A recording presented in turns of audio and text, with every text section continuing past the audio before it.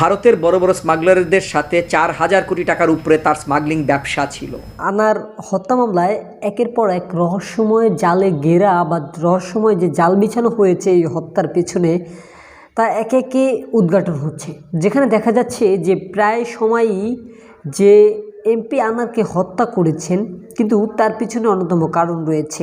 অন্যদিকে এমপি আনার যে কারণে ভারতের মাটিতে গিয়েছিলেন বা বিদেশের মাটিতে গিয়েছিলেন তার রহস্য কিছুটা ইতিমধ্যে ফাঁস হয়ে গিয়েছে।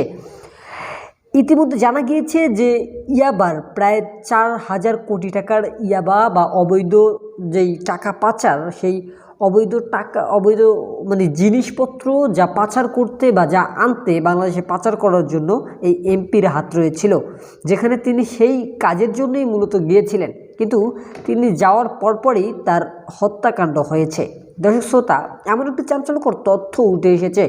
আপনারা যে স্ক্রিনে যে ছবিটি দেখছেন, ভবি তিনি চাঞ্চল্যকর কিছু তথ্য দিয়েছেন। আপনাদের সাথে সেই তথ্যগুলো আজকে শেয়ার করব, যদি আমার সঙ্গে থাকেন। আমরা ভিডিওটা লং টাইম করব না। অন্যদিকে যেই এমপি আনারের হত্যাকাণ্ড নিয়ে ব্যাপক পরিমাণ চাঞ্চল্য, যেখানে সোশ্যাল মিডিয়ার মাধ্যমে ব্যাপক আলোচনা হচ্ছে, কিন্তু সরকার কর্তৃক লোক সেখানে কোনো আলোচনাই টানছেন না।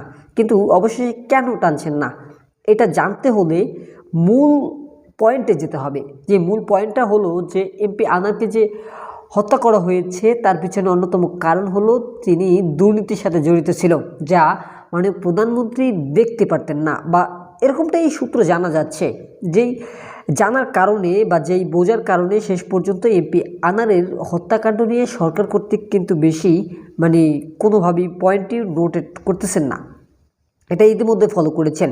কিন্তু মূল কারণ হলো যে এমপি আনারকে যে হত্যা করা হয়েছে, সেই হত্যার পিছনে মূল কারণ হলো এমপি আনার অবৈধ কাজের জন্য ইন্ডিয়াতে গিয়েছেন।